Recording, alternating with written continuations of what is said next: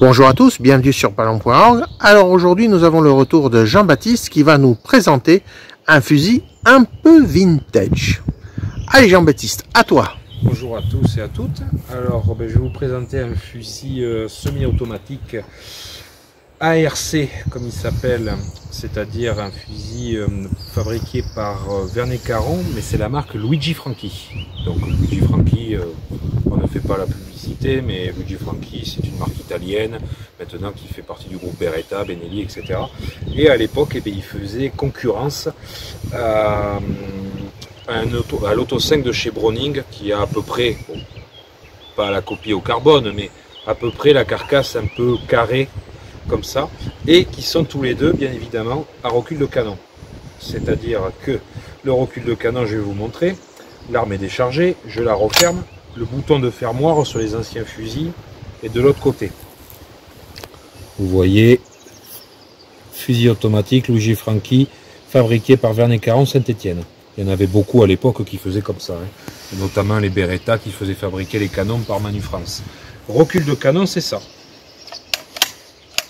C'est-à-dire que quand vous tirez, le fusil, bon ça va très vite hein, quand on tire, là je le fais parce qu'il n'y a pas de cartouche. Le fusil, dès qu'il éjecte, il remonte, tac, clac, clac, clac. C'est comme ça. Et bien il y a ce système-là, le système inertiel, qui est un peu plus moderne, et l'empreinte de gaz. Et là c'est recul de canon. Voilà. Et c'est un fusil qui date des années fin 60-70, qui est quand même relativement propre, hein, et qui peut contenir bien évidemment 3 cartouches, hein, avec une petite sangle. Et c'est un fusil qui est en plein choc. Plein choc. Le bronzage est d'origine, le bouchon pareil, la carcasse est d'origine et les bois sont d'origine. Il est impeccable. J'ai une petite trace d'utilisation, mais quand même pour son âge. Il est relativement... Tu estimes son âge à combien?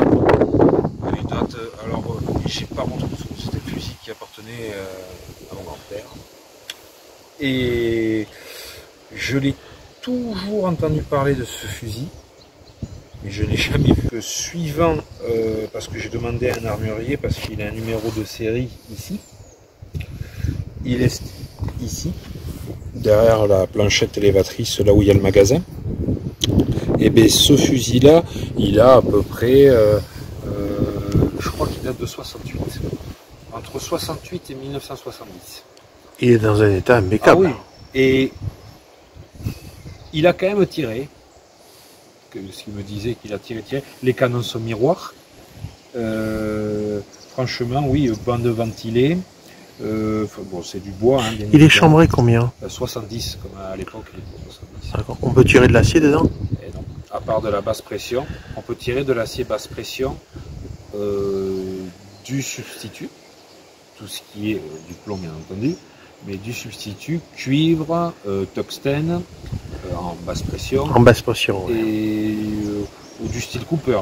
Il a tiré du style Cooper là-dedans. Parce que le problème qu'il y a, c'est que l'arrivée de l'acier et tout ça, et des nouvelles normes, fait que les anciens fusils ne peuvent pas tirer n'importe quoi. Et oui, malheureusement, oui, parce que ça, c'est des armes exceptionnelles. Allez, on va regarder de plus près.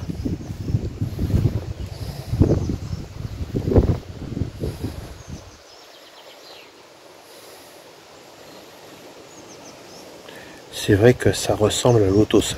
Oui, beaucoup, oui. Ben, il se tirait la bourre entre les deux.